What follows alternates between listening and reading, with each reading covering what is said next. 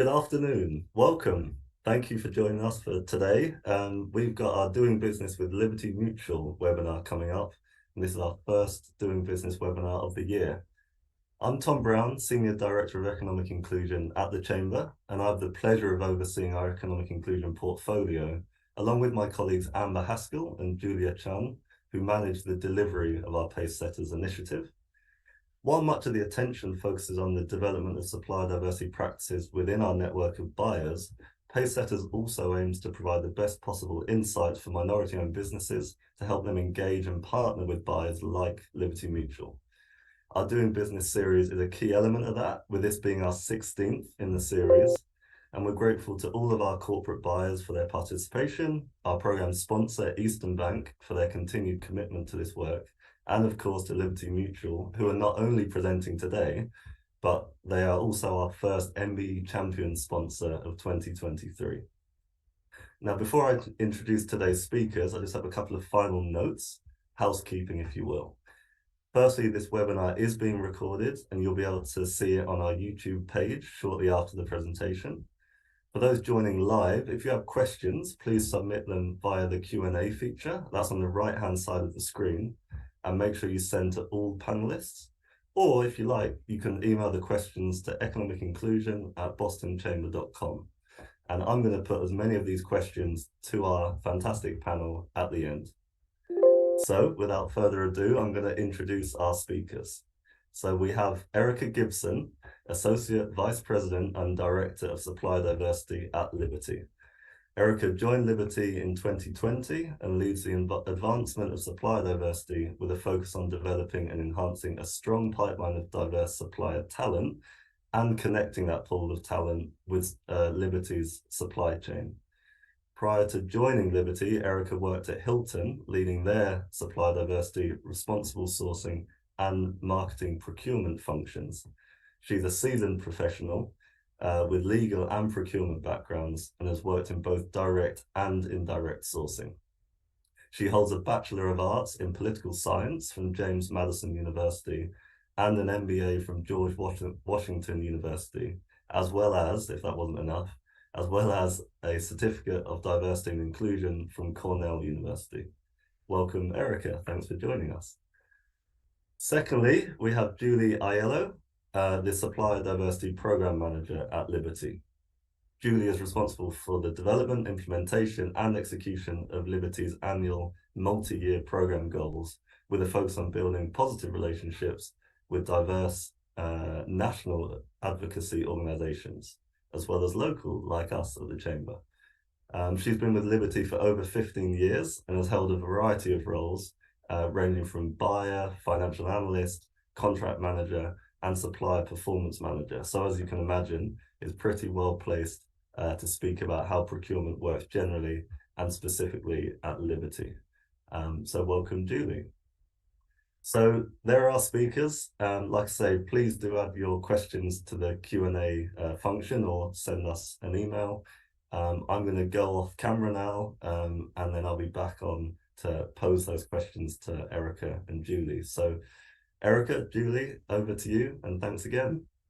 Awesome. Thank you so much for that warm welcome. So good afternoon, everyone. Super excited to chat with you all today. So let's get started. So to formally introduce you to how to do business with Liberty, I'd like to give you an insider peek into the narrative of our company. So if we can go to the next slide. This narrative here essentially serves as our rally cry, as we as an enterprise are aligned to this statement. So the statement is to win with purpose together. And you may wonder why I'm sharing this, but you'll see from this presentation that we put together that this is our company's narrative and it tells you exactly what we're all about. So helping us win with purpose together actually will position you to do business with Liberty. So the first part of that statement is win. And so how do we define winning? Well, we do that by delivering top quartile profitability and achieving a top 5 property and casualty ranking. The next part of that statement is with purpose. And we do that by being the most trusted global insurance brand. And the last part is together. And we achieve that by being the best place to work, right? And having an environment that enables that practice through diversity, equity, and inclusion. So the next point I'm going to illustrate, and that's what gets me excited about, this whole proposition is that the work that I'm hired to do as the leader of supplier diversity directly supports this narrative that I've just shared with you. So this Doing Business with Liberty webinar directly helps us win. And that's simply because my department's goal is to create value within the organization by smartly managing the company's expenses or spend. And let me further connect that to how you can help us win with purpose. Diverse suppliers, this audience here, you enable us to become the most trusted global brand. And how do you do that? Well, being the most trusted global brand, it just equates to us being an ESG role model. So supplier diversity is directly linked to that S, or the social good of ESG. So here's how we put that together for this call. Diverse and inclusive supply chains are more competitive. They're able to unlock innovation. They provide us access to new markets, and they deliver socioeconomic impact in local operating markets. So that, my friends, is how you will help us to reach our goals. So we'll get into this. We'll explore it a bit further as we go into this deck. But first, I want to introduce you to our procurement department. So the next slide here, I'm going to talk to you about the procurement process. And that's basically how we source all of our suppliers. So within Liberty, as you see on this slide here, we have several categories of spend that we manage. So they range from the obvious, right? Claim suppliers, things that are indicative of insurance, all the way to the corporate functions like technology and marketing. And so our procurement department, it only runs efficiently because of the way we organize our work and our team members. So I'll give you an example of kind of what everyone does at this bottom layer here. So we have our category analysts, right? They provide us market research, and that helps us evaluate our suppliers based on quality, based on price, and based on speed of delivery. Then we have our category leads, and their main job is really to set the stage and execute the procurement strategy for the entire enterprise in conjunction with our business stakeholders. Next, we have our contract managers. They ensure that our contract terms are properly negotiated and reviewed and adequately put together in our contracts. Next, we have our license managers. They oversee those license renewals for large technology projects and that procurement related to that across the organization. Operations, who ensure our P2P and our buying process is occurring in a disciplined way. Our sourcing specialists, who run all of our market events. And then the last two I'll get a little bit deeper into, but one, supplier diversity, so that's my team. And we ensure that we're building an inclusive supply chain every time we go out to market. And lastly, our third-party risk management function. So on the next slide here, I'll talk a little bit more about third-party risk management, or TPRM. So TPRM is how supplier risk is evaluated prior to contracting to Liberty. So third-party risk management is the process where we monitor and manage these interactions with all of our external partners where we have relationship. So our TPRM function also sits within procurement, although TPRM is a multidisciplinary function that includes privacy, business continuity, and security. So in order to do business with Liberty, which is the theme you'll always see me come back to, you have to go through our procurement process. On the next slide, I'm going to talk about, as part of this conversation, what I want to give to you all. So I want to outline what it takes to do business with Liberty, but also give you the tools you'll need in order to make that a successful partnership should you enter into contract with us. So this means identifying what's important to us. So as you respond to one of our market events, you'll understand our needs, our goals, and our priorities.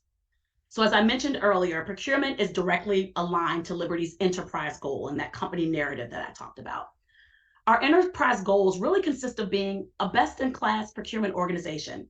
That means we need to have our DEI lens on before we source anything, that we're engaged with our suppliers, and that we're fair. The relationships are also based on trust. So we encourage collaboration, we encourage innovation with our partners. And lastly, and this might be one of the most important ones, is that we have to deliver value. And the only way that we're able to do that is through holding our suppliers accountable. And we also will use data and analytics really to enable any decision-making data points across all of these priorities. Next slide, please.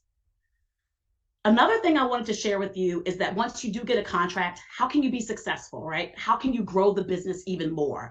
What do we view as success, and what does partnership look like for us? So I would say the important piece of doing business with Liberty is, once you're within the supply chain, we want you to create win-win partnerships. And it's really 4 easy ways to do that. Firstly, engage with us early, frequently, and often.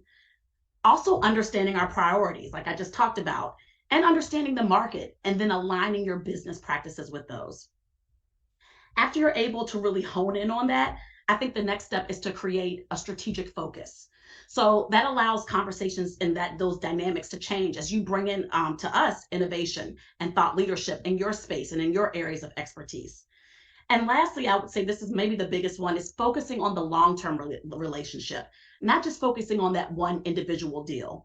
If you think about this and let it holistically kind of guide you, this will set you up for success and a lasting relationship with our organization. So I promised you a deeper dive into our function, which is supplier diversity. So on the next slide, I'm going to get into that a little bit more. So at Liberty, we are committed to creating an inclusive supply chain. So if we go to the next slide, you'll see all the groups that are included in Liberty's Supplier Diversity Program. And so I'm going to use this word a lot. It really involves our purchasers and our stakeholders being intentional. And it involves them really understanding the priorities that we have as it relates to DEI. When I speak of ownership and when I talk about diversity, it means being 51% owned or operated by the various groups that make up our program. And we verify ownership by working very closely with our supplier diversity certification agencies. So they're third-party national organizations that connect us corporations with diverse-owned suppliers, like many of you in this audience. They provide us with trainings, resources, trade shows that we get to participate in, and other benefits. And so later we'll talk about which organizations that we have memberships with and how we work closely with them to reach our goals. And I probably went a little bit too quick on the slide. So this is actually the slide I want to be on now. And this is our supplier diversity team, right? Where we sit within the organization. So as you can probably guess from the theme of my slides here, we're part of the procurement function. And I report directly to the Chief Procurement Officer, Mark LaRoe. So we are a small but mighty team of 3, and we have lots of champions and volunteers and ambassadors that really help us to reach our goals. So our key stakeholders, think about the entire enterprise, right? So all of our business functions, so our personal products team, think Doug and Limu, right? Our business to business operations and our investment teams. They're all of our customers and all the folks that we work with to help them diversify their pipelines and their supply chain. Also think about the ESG team. I talked about that S, right? I talked about the social good. That's where supplier diversity squarely hits and we have squarely sits and we have a dotted line into that team. And then obviously the DEI team, we report to them regularly. We let them know what various activities we have going on. We partner closely with them, especially our ERGs, our employee resources group, who are really directly aligned with the businesses and the enterprises that we want to do business with. So I have members of my team on the call today. We talked about Julie being on. So I'll let you hear a little bit more from my program manager. So on this next slide, Julie, I'll move it over to you. Thank you, Erica, and good afternoon, everyone. My name is Julie Aiello, and I am the Supplier Diversity Program Manager here at Liberty. The matrix you see here was created by the National Minority Supplier Development Council. It has been instrumental in helping us move forward to achieve our goals. In 2019, our Chief Procurement Officer, Mark LaRoe, joined Liberty. During our discussions about the program, he knew that in order to become a true advocate of supplier diversity, we needed to put resources behind the program. From there, he went to the board of directors, and they 100% agreed. We needed a full-fledged program. With the board's support, we have quickly grown from a level 1 beginning program to a level 3 traditional program. And as you can see, we have already exceeded in some of these areas. Our goal is that by the end of 2023, we will be a complete level 4 advanced program. And the goals our team has set will help us get there. This year, we have committed to adding $50 million in new certified spend. We plan to accomplish this through direct supplier engagements. As Erica mentioned earlier in this presentation, supplier diversity sits within procurement. That means we have access to our category strategists who manage each area of spend. Along with our sourcing team, they're responsible for launching each and every bid that Liberty sends out to suppliers. Throughout the sourcing process, those 2 teams are able to contact the Supplier Diversity Office and request assistance identifying diverse suppliers to participate in those bids. Graciela and our team searches the databases, all of them, NMSDC, WeBank, NGLCC. There are so many, but she's searching for those suppliers who match the scope of those sourcing events. Our second goal, direct Tier 2 certified subcontracting dollars. I know that's a mouthful. This will be accomplished through a supplier diversity exhibit that is being implemented in all net new contracts, as well as renewals starting this year. This exhibit will reflect our suppliers' commitment to supplier diversity. It will also hold them contractually accountable to an agreed upon percentage of spend. We will be working with our category strategists to apply this percentage within our Tier 2 program. For those who are not familiar, a Tier 2 program is when we ask our direct suppliers who are not diverse to report their diversity spend to us. Our next goal is to expand our Supplier Diversity Program internationally, and we plan to do that through a new partnership with WeConnect. For those on the call who may not know, Liberty operates in 29 countries and economies across the globe, and it can be a daunting task to expand any program internationally. So during phase 1 of implementation, we will be addressing gender diversity, and we will use our membership with WeConnect to meet qualified women-owned businesses around the world. Now moving to our fourth goal, establish insurance industry best practices.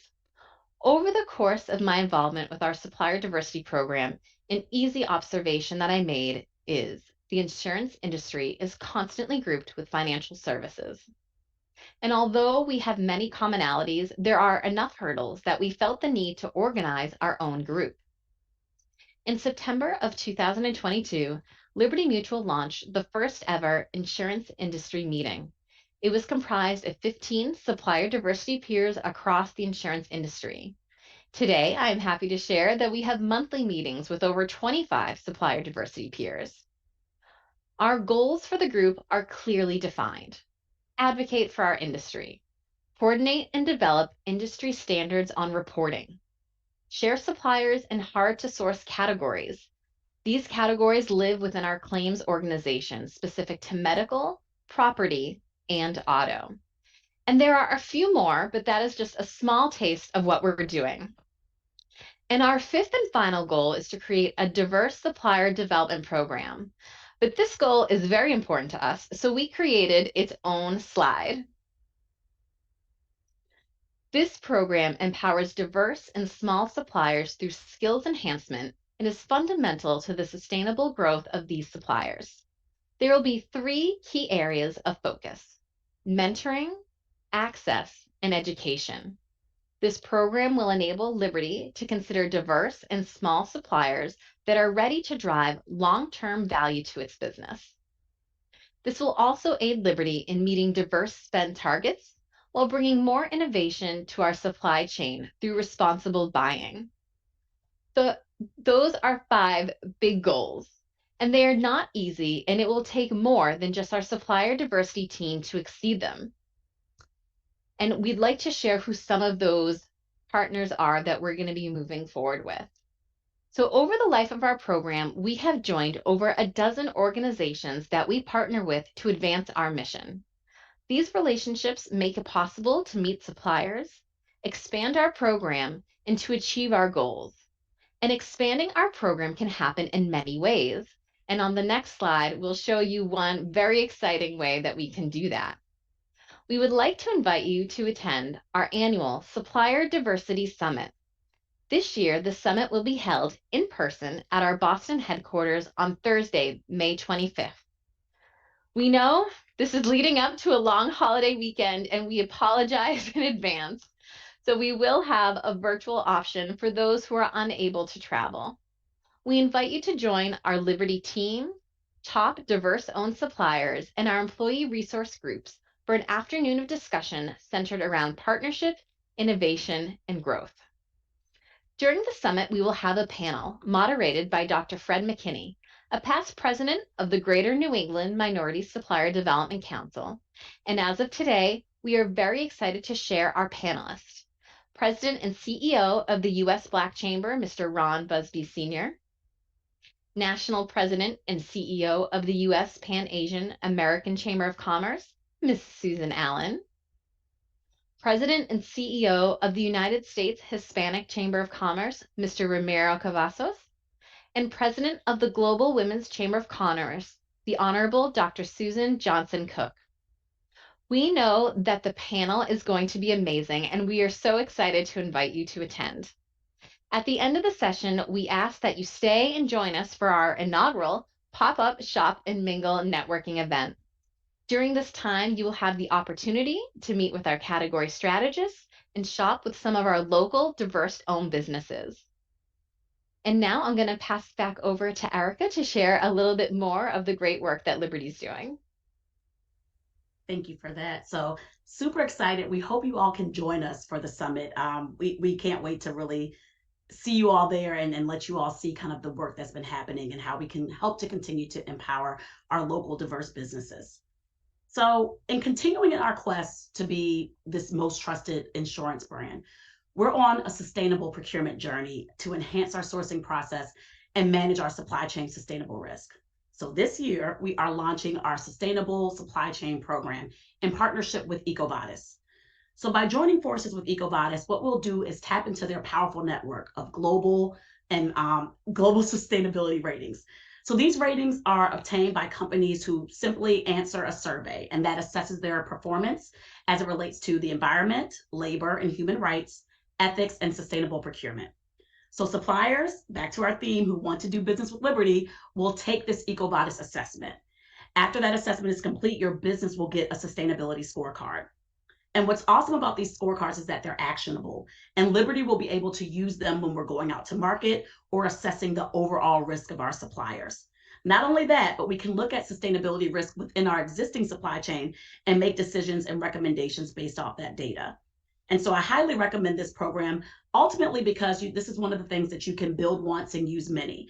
So if you are interested in getting sustainability rating and going through EcoVadis, they have a large network that you can tap into, and you can use this with multiple businesses. So we've been seeing this trend a lot when we've been getting together with our counterparts.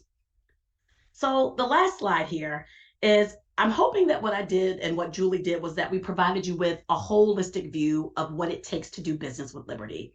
Our aim was really to give you a sense of our priorities, our company narrative, information regarding our procurement and supplier diversity team, and just general best practices to be a good supplier partner. So what's next, right? So we want to invite you to learn more about us. So these are the eligible opportunities that we have coming out and that will be going out for bid this year.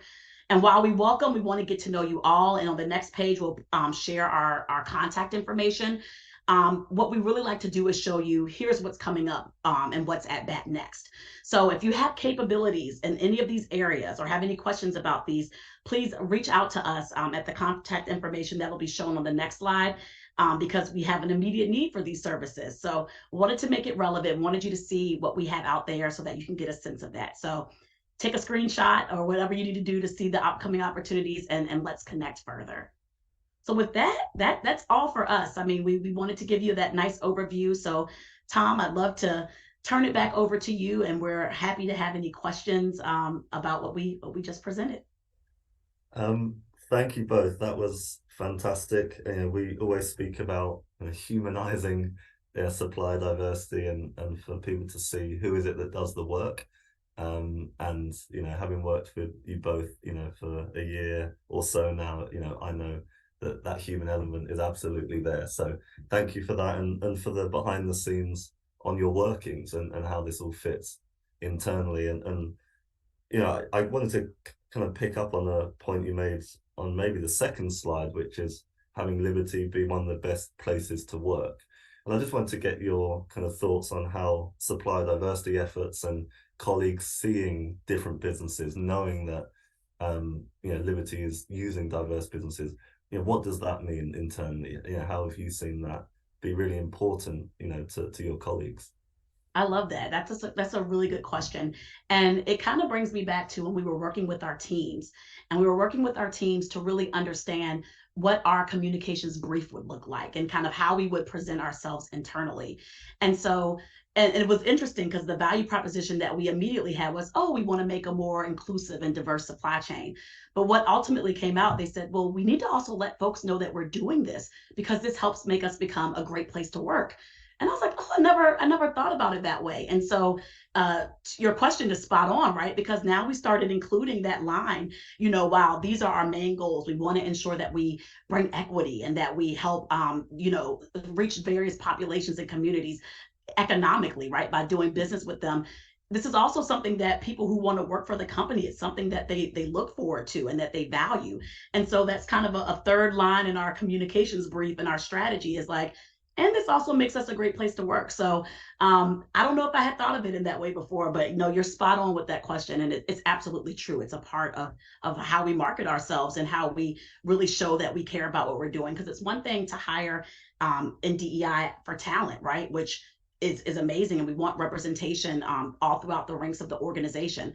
But it's another piece to think about the work that we're doing and who we're doing business with also affecting that as well. So yeah, that would be my answer to that. From across the chamber and the corporations that we engage with and thinking about workforce retention, we know that matters. So it's great to hear that that's the case at Liberty as well. And I mean, Liberty Mutual, Fortune 100.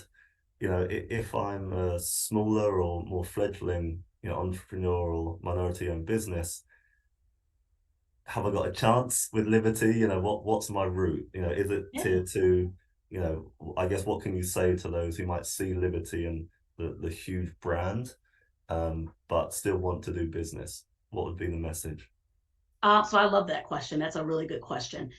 First of all, we source everything, right? So, we don't need a huge, massive technology upheaval every 10 seconds. We have events where we want good food. We have ERGs where they want authentic food, right? And they want to make sure that it's sourced locally and that it's by someone from the community. And so we have a variety of ways that we go about doing it. And the really cool thing is our supplier diversity team, while we sit in procurement, we know there's rogue spin, right? We know there's folks that are, doing what they want to do. We're touching all of those areas. We have a very extensive champion network where we kind of tap in. I like to call them our spies, but they just, they're telling us where all this spend is happening, spend that's not rising to the level of $1 million contracts, but spend that's, smaller, having offsites with your teams. We actually just did an EA roadshow with our executive assistants because we knew there was so much spending power that they held, and none of that spend would ever rise to the level of procurement, right? And so we educated them on the chambers, on the various, databases they could tap into. We gave them a list. In fact, Julie spearheaded a shop by diversity list this holiday season when you want to gift things to your various corporate colleagues and how to make sure that's diverse. And so the answer is yes, they do stand a chance. There's lots of various opportunities that we have open. And we just talked about our pop-up and mingle shop, right? That's specifically geared towards small businesses and diverse businesses in the Boston area, right? So how much more can you get in, be involved, meet our leadership, meet our stakeholders, have our employees shop there? Another cool thing too, just as I'm thinking about all the stuff that's happened, Julie also created a shop by diversity designation. So even our swag, like little things like that, when you think about having an emu, right? You can sort all of that and see, did a diverse supplier make that? So while they might be under a large company, there's tier 2 and we report all that information and we can search on that. So even perks at work, I mean, we have it down to everything. So anytime you're thinking about something, it's like, is there diversity there? How do we look at that? And so people are asking us for it. They're coming to us and saying, hey, I want a shirt and I don't want to use the big, massive supplier you have. I want you to find a small local owned company to do that for me. So we've done a few off projects like that where we've made that happen for them. I love the idea that if one day I set up a business, I might be able to make the emu that is featured in the office. That's quite exciting to me. And you mentioned kind of connecting and that relationship, building an understanding, with you guys. Can you kind of give an example or some kind of insights to who has done that well? So not kind of naming a business, but what are the things that, whether you had a kind of contract or not, that they were doing that kind of put them on your radar, I guess? I love that. I think there's almost a polite persistence that needs to happen, I feel like, if we're talking about partnership, right? So, there have been diverse owned companies that I've been with Liberty now a little bit over 2 years, that the day one they were involved in an RFP and they didn't immediately get the job, right? So that kind of goes back to my point of don't focus on the first job. Think about the ones that are happening, later. And so we kept at it, right? We kept having conversations. They would see us at our conferences, at the networking events, and say, hey, I know we didn't get that bid, but what can we do more with this? And how can we become more involved? And they just kept at it and kept at it. And it almost needed to be kind of a change in leadership, right? So now at Liberty, we have new leadership, we have a new CEO. Almost our entire executive suite is all new. And this company that just kept pushing and pushing and pushing, that I'm referring to, Julie, I know you know what I'm thinking about. They kept pushing. Ultimately, they got a bid, and it wasn't a little bid. It was $5 million. And there's also other ones that we think are going to come as a result of that. And so it was just them constantly being in tune, constantly having meetings with us. I mean, based off the first interaction, they could have, easily turned away and been like, well, we didn't get it, and that was it. But they kept their ear to the ground. That we have big technology, it's a technology company, big technology needs. They're the number one partner with this group. And so these people were really just being very thoughtful and really understanding about what we needed and doing their research on the gaps, where they knew that there was some areas within our company that we weren't getting the full service. And they stepped in and they filled those gaps. So I would say it's just, again, keeping the lines of communication open, that frequent communication that we talked about often and clear, and then shifting your priorities to then adjust to that. And so that's a big success story that, I mean, the more I'm talking about it, I'm like, oh, there's so many nuggets within that relationship. But that's the key to that win-win partnership. And just a couple of quick fire ones before I turn to our audience questions that are coming in. Does an MBE need to have a certification to do business externally, or can they be self-certified? So I would say the general rule, right? Of course, we love certification. We're able to verify it and all of that. That does not mean that if you aren't certified, if that's a barrier for you, that we will not do business with you, right? We will help you to become certified. We want to action off that list. So a lot of times we send our data off to a third party that enriches it. So we get a lot of folks that are self-certified.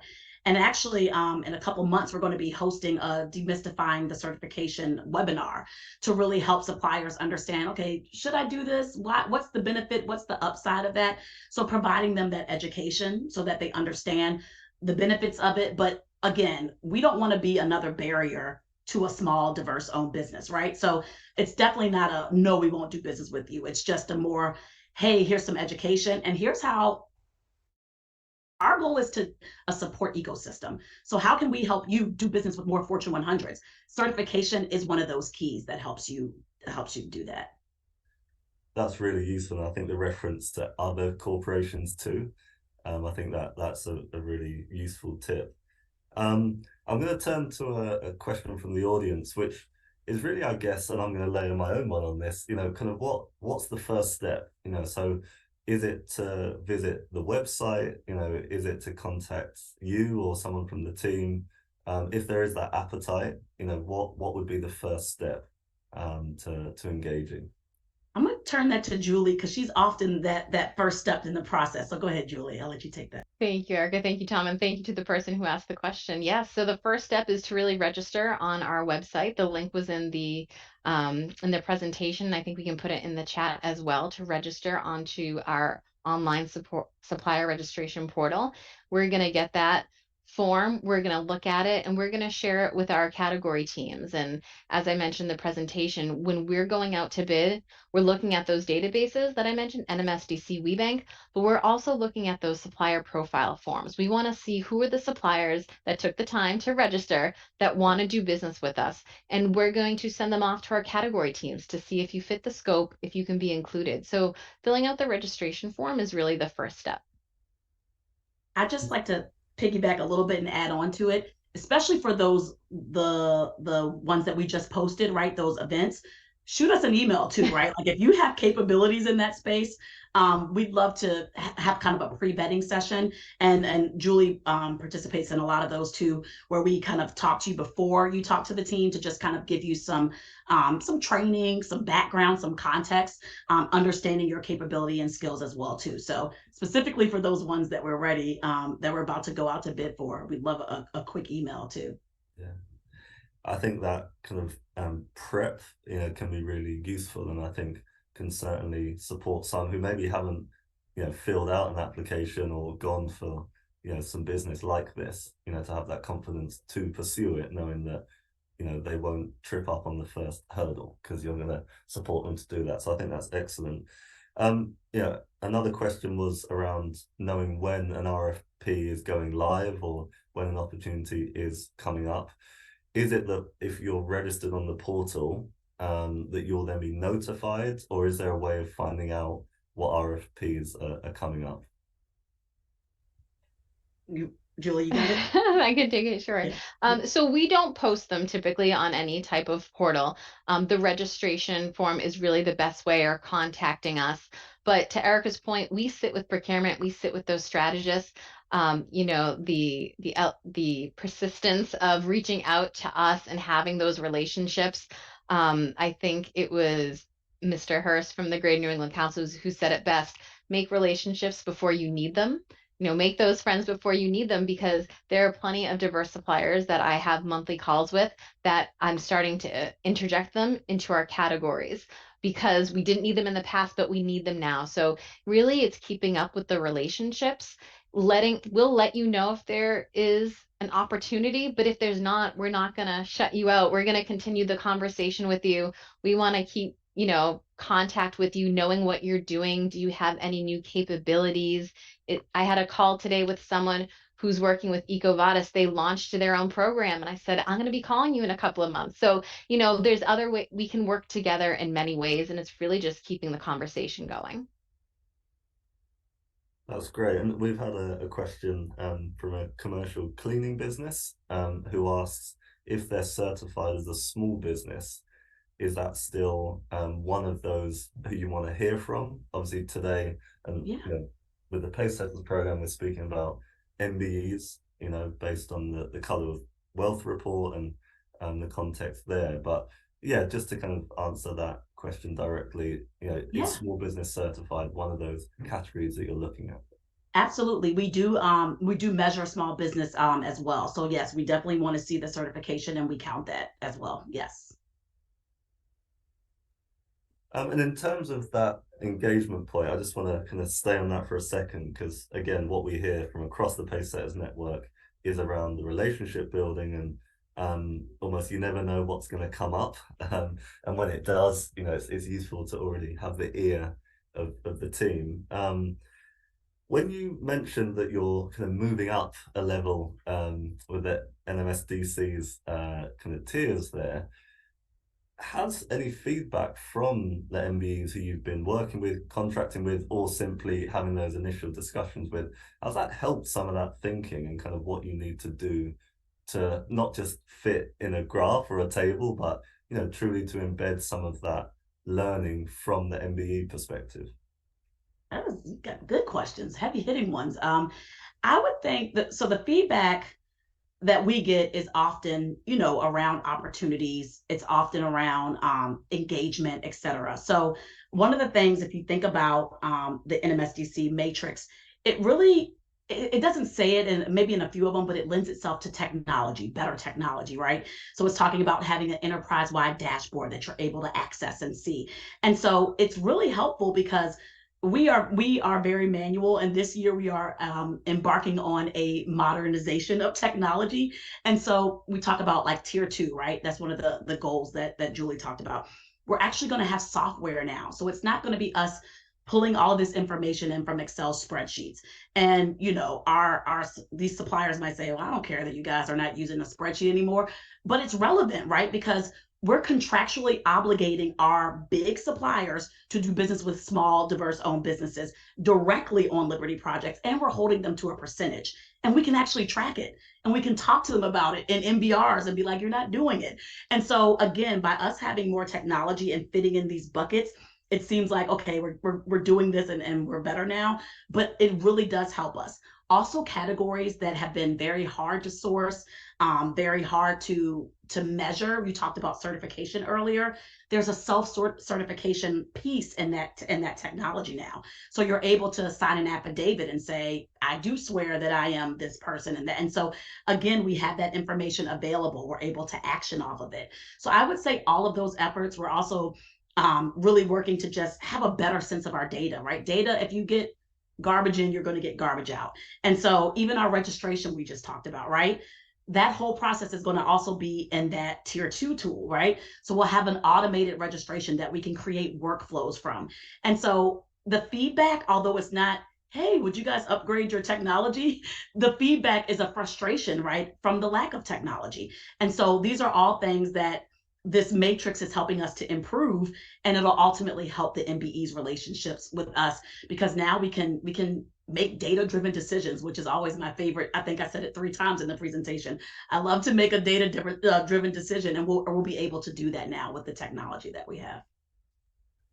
That's excellent. And I think, making it accessible, and easier, for want of a better word, to get that engagement, can only be a great step to take. So, we're glad that you've made it. I guess, does that paint a picture that, now is the time? Like it's never been so easy, or at least, never been such a great time to engage and to be registering and knowing that, there is that automation where someone might be picked up, if they have the capabilities. Is that fair to say?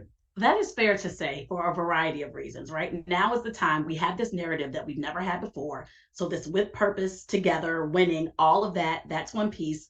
The automation that we're talking about with technology, even our, supplier diversity teams, and I don't know if you've had this theme in other calls, but a lot of times, we're teams of 1, maybe 1.5. We are a team of 3, and we have a short-term resource right now that's helping us. And I think we're about to get an intern, right? So again, now is the time. We have bodies, we have folks that are able to help us really focus on this. So you combine technology and the resources, the people resources together, and we have executive buy-in, right? They are tied to that statement. They want us to win with purpose. And together. And so again, just the more that we lean into that, absolutely. You've really kind of taken the words out of my mouth in terms of the time is now. And so it's time to strike while the iron's hot, for sure. And the live opportunities that you shared, that's really, some of the value that potentially we're able to demonstrate, through Pacesetters, creating these spaces, to get that information out there. So thank you so much for bringing those with you in your virtual, bag. How frequently are these opportunities kind of coming up? You've got that list there, and just for the audience's benefit, this video will be live by tomorrow, so do watch back and make sure that you see what those opportunities are, and you'll have the contact information there. But is it a kind of clustered approach to opportunities? Do they come out as and when? Again, just kind of give us a bit of insight on sometimes how sudden an opportunity might come onto your desk. Absolutely. So we do have a yearly planning process, and that's what kind of Julie was alluding to when she was going through how we get to the 50 million in new spend. So we have a yearly category planning process, and we're like, we think A, B, C, D is going to happen, right? If they happen, we don't know, right? We need the business buy-in, we need all of that. But then additionally, all that, to your point, is being updated in real time, right? So we're typically going to be risk averse, very conservative. We think we have 5 things that are going to bid. And then by the end of the year, right, it turns out that it's 15. So this is kind of, and that category planning is kept up to date. But then, stakeholders come in at the last minute and say, hey, here's a thought, or here's an opportunity here. So those things happen. And so those are a lot of times when Julie was talking about, we search the databases and all that. Those are kind of those opportunities that we might not know about roughly a year in advance. The other thing too is I talked about that rogue spend and kind of things that don't rise to the level of procurement. those can just happen anytime. Who knows when we're going to get those emails? So there's definitely a bit of spontaneity and randomness that occurs for a lot of the ones that, I'll be honest, probably this audience would be eligible for. So again, that's to Julie's point, right? Of staying close with us, of knowing what's happening. Because if we're talking and we're meeting with you on a quarterly basis or whatever that cadence is, we're going to immediately be like, oh yeah, such and such can do this really quickly. And that's what ends up happening. So definitely it's supposed to be planned out a year in advance over quarters and very timed. But it's not always what ends up happening. So it's a mix there for sure. And I can share that, many of the first contracts or, spend that MUs has received has sometimes been the, smaller or short term or more sudden, for want of a better word. But, I kind of really heard quite clearly about that relationship piece. And ultimately, if an MBE can do a great job, first time, then, that's a win. But even if it's not perfect, there's still the opportunity to work with you. And I think, that's really encouraging for all businesses to know. In terms of the delivery, so excellence, I know is, something that is not just a request, maybe a requirement sometimes, depending on the product or service. Can you just kind of give a bit more flavor to what that has looked like? And again, without naming an MBE, but what the examples, was it the communication? Was it their capability statements or the way that they filled out the form online, on the portal?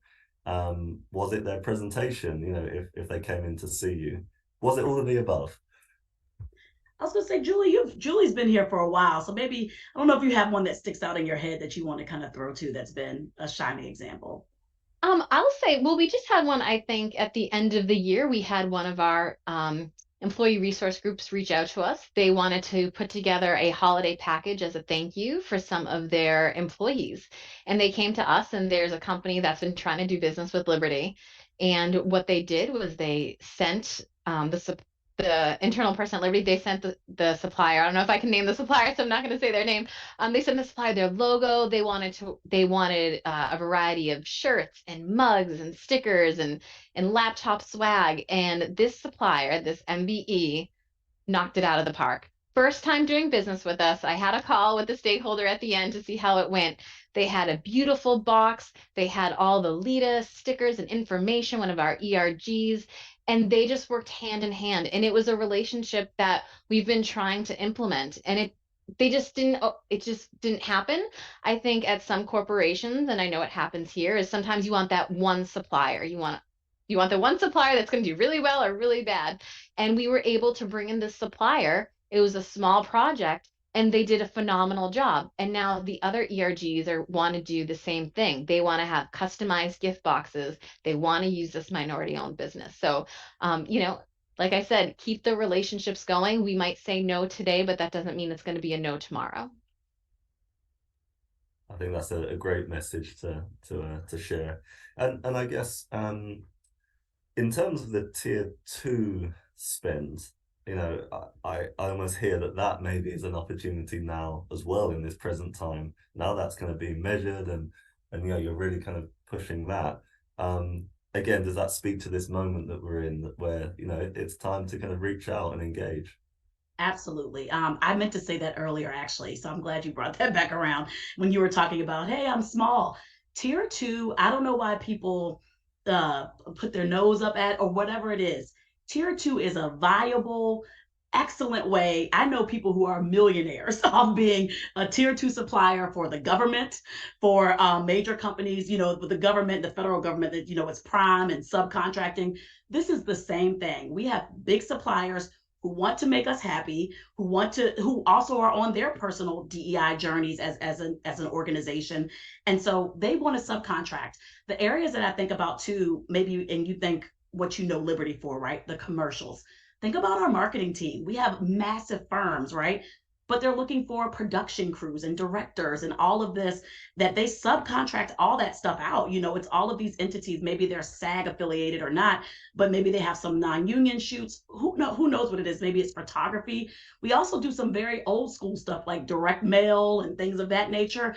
Again, it's stuff that we could easily subcontract out, that we already subcontract out. And those groups have come to me as recent as 2 weeks ago saying, hey, we just did this awesome, massive shoot, and it was an all women team. There was a women director, women that, so again, the same areas of opportunity exist with these large suppliers that are looking to report this out, looking to give the information to us in a digestible manner.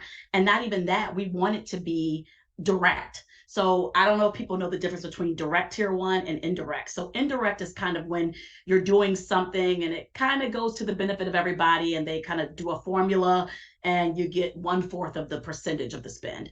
We are specifically asking to direct subcontracting dollars. So that means if you're working on a Liberty project, I want to know that 10% of that is with a diverse owned company. And so these are areas where this is specific money from Liberty that you would be getting. And so I just really want people to be open to that. I was at a forum last year for supplier diversity, and they were talking about how we really need to show how valuable tier 2 is. Of course, we always want the tier 1 direct relationship, but tier 2 with a good company that will mentor you and you can be their protege and they can help build you up. We're also trying to do this in the independent agency space as well. Get with one of these large broker firms, but then independent agent that has your own business and you're writing Liberty Mutual Insurance. Learn from the big boys, get their kits, get whatever they are, and get that diverse spin, for us, and then we can help you grow your business. So sometimes it feels like more of a win-win to me to be tier 2 than tier 1. So I love that you brought that back around, because I was like, I got to come back to that. So that's a great question. Absolutely. No, my pleasure. And I guess the opportunity to learn is what we're talking about here, as you mentioned, from the prime or the tier 1 contractor. But I just want to make a reference to your point earlier on as well, in terms of that support that you can offer, formally or informally, to kind of support MBEs to be ready to do business, or I guess furthermore to develop the delivery and potentially, like you described earlier, get another contract or a bigger contract. So I think that's again a great thing for us to hit home. We're almost out of time. We're creeping towards it. And what I wanted to do is going to give you both, Erica, Julie, or individually, I guess, any kind of last points, lessons, things to hit home that, again, if we're thinking about how to do business with Liberty, what that means. And again, just the messaging that you want everyone to go away with. Julie, go first. Okay, thank you. So reach out to us. We're all on LinkedIn. You have our emails, I think, in there. If not, it's julie.aiello@libertymutual.com. Have a conversation with us. Erica mentioned that we're a team of 3. I've been here for almost 16 years. I've never seen this before. And it's due to Mark and Erica and our teammate Graciela that we're able to do what we're doing today. It's always been a dream of mine to see our program be where it is today. And we are here, and we now have the resources to move this program forward, to work with the suppliers and to work with the business. So please reach out. I would say reach out to me. Please reach out to us. I want to get the relationships and these connections, because we have the support from the board. We have the support from the executives, and they want to really partner with us. And it's something that it's beautiful to see. So please reach out. That is my piece. Please reach out to us. I was going to say, I think that's it, right? Engage with our team. We talked about that throughout the slideshow. So there's really nothing more I could say except for bring your A game, right? Bring your best, bring your innovative thoughts. I was on a supplier kind of vetting call yesterday with a woman who was a corporate event planner. And we're like, can you anticipate what we've been dealing with in a post-COVID hybrid world? We're eager for connection. We're eager for all this. Can you bring us some form of innovation? So that would be my only other thing when we were kind of think futuristic and think strategic. I think anytime we can kind of fill those white spaces or those uncertain places, that's where we really see somebody kind of hit the ball out of the park. So along with what Julie said, that would be my last little plug for everyone. I love that. That's a great tone to end on. And you know, I heard you loud and clear. Reach out, reach out. Excellent. Well, thank you, Erica. You know, Julie, Liberty Mutual. That was fantastic. As I said at the top, you know, we've loved working with you, partnering with you, you know, via the Pacesetters program. And thanks again for being open and willing to share not just how things are working, but also some of those live opportunities. You know, that's really fantastic, like I said, for you to have brought that. So, you know, for everyone at home, you know, do check out our YouTube page. The video will be live. You will be able to go back and see those slides, which have the opportunities and the contact information, you know, as well. So that was doing business with Liberty. We also have our next doing business with Northeastern University coming up on Tuesday, June the 27th. Registration for that's going to open in May, so do look out for that. That's going to go out via our newsletter. You'll find that on our web pages. You can find out about all of our economic inclusion events and work via bostonchamber.com. In the meantime, just to highlight opportunities that we've got coming up. So we've got our women's network session on women and financial wellness. That's going to be on Tuesday, April the 11th at Bank of America. We've also got our how to be an LGBTQIA plus ally in the workplace. That's a new virtual webinar for us. That's taking place on Tuesday, April 25th. And then on Tuesday, May 16th, we've got our annual meeting. So that's our 1,500 strong businesses and civic leaders coming together to connect and induct new members into our Academy of Distinguished Bostonians. And I guess we have to say we've got Liberty Mutuals. I say we, you, Erica, Julie, we're all in it together. We've got Liberty Mutuals annual summit on May 25th. Is that right? That is right, yes. So yeah, do make sure that you sign up to that. So like I say, bostonchamber.com for everything that we're doing here. Thanks again, Erica, Julie, and Liberty Mutual for today. And to everyone at home, have a great rest of the day.